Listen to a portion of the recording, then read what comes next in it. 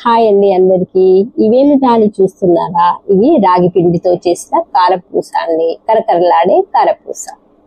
ఓ చల్లని సాయంకాలం కాస్త వేడివేడిగా ఏమైనా తినాలనిపిస్తుందా? అలా తినాలా అనిపించే వాటిలో పోషకాలు ఉంటే ఇంకా చాలా బాగుంటుంది అనిపిస్తుంది. అయితే ఈ చిరుతిండ్లు మీకోసమే. ఇంకెందుకు ఆలస్యం? నూనెలో అందమైన ముగ్గులు వేస్తారో చందమామలే వేస్తారో అంతా మీ ఇష్టం అండి. ఇప్పుడు దీని తయారీ విధానము చూద్దామండి. రాగి కారపూసకు కావలసింది రాగి పిండి 2 కప్పులు తీసుకోవాలి. ఒక గ్లాస్తోని 2 కప్పుల వరకు తీసుకున్నాను. దాంట్లోనే 1 కప్పు వరకు బియ్యం పిండిని కూడా తీసుకుంటున్నానండి.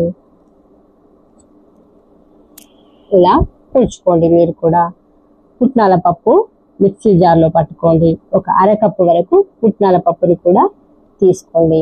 మళ్ళీ ఓమ 1 స్పూన్ వరకు ఓమ తీసుకోండి. ఓమ అంటే వాము అండి. అది మన చేతిలో వేసుకొని కొద్దిగా నలిపి వేసుకుంటే చాలా బాగుంటుంది. వాము తీసుకొని అది వేసుకోండి. అది కూడా రుచికి సరిపడా 2 స్పూన్ల వరకు కారం వేసుకోండి.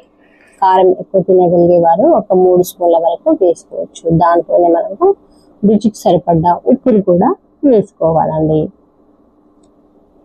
కొంచెము గరం మసాలా 1 టీ స్పూన్ వరకు గరం మసాలా కూడా వేసుకోండి. ఇప్పుడు రాగి పిండి, బియ్యం పిండి, మిగిలిన పదార్థాలను వేసి బాగా కలిపినాం కదండి. ఇప్పుడు దీంట్లోనే మనం వేడి వేడి నూనె కానీ లేక బటర్ కానీ వేసుకొని ఈ మిశ్రమాన్నంతా కొద్ది కొద్దిగా నీళ్లు వేసుకుంటూ కలుపుకోవాలండి. కొంచెం మెత్తగా కాకుండా గట్టిగా కాకుండా కలుపుతూ ఉండాలి. ఇప్పుడు కొంచెం కొంచెం నీళ్ళు వేస్తుంటూ ముద్దలా కలపాలి. ఈ పిండి మరీ పల్చగా లేదా గట్టిగా కూడా కాకుండా ఇలా వచ్చేటట్టు చూసుకోండి. ఇప్పుడు ఒక జంతికల గుట్టాన్ని తీసుకొని దాంట్లో మనము కాస్త నూనె రాయాలండి. కారపూస మంచిగా వస్తుంది అన్నట్టు, తొందరగా జారుతుంది. అలా ఇప్పుడు చిన్న ఒక పిండి ముద్దను తీసుకొని జంతికల గుట్టంలో వేసి మనము కాగుతున్న నూనెలో ఎర్రగా వేయించుకోవాలండి.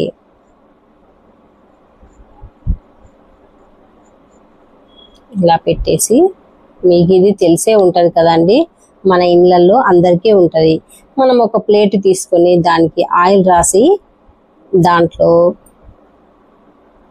మనం కారపూసను ఇలా మంచిగా రౌండ్గా వేసుకోవాలండి. ఇప్పుడు దాన్ని మనము కాగుతున్న నూనెలో వేసుకోవాలి. ఇలా అన్ని ఒకదాని తర్వాత ఒకటి అన్నీ వేసుకొని ఎర్రగా వేయించుకోవాలండి. ఇవి నల్లగా అవుతున్నాయని, మన రాగి పిండి కూడా కాస్త నలిపే కదండి, అందుకే ఇవి నల్లగానే వస్తాయండి. ఇవి ఏమి మీరు బెంగపడకండి. ఇలా అన్నీ చేసి పెట్టుకోండి. ఇలా అన్నీ ఒకదాని తర్వాత ఒకటి వేసుకొని మన పిల్లలకి కానీ ఎవరమైనా తినొచ్చండి. ఇలా నేను ఒక 2-3 సార్లు వాయిలు వేయించుకున్నానండి. మీ ఇంట్లో కూడా మీ పిల్లలకు చేసి పెట్టండి, చాలా బాగుంటుంది.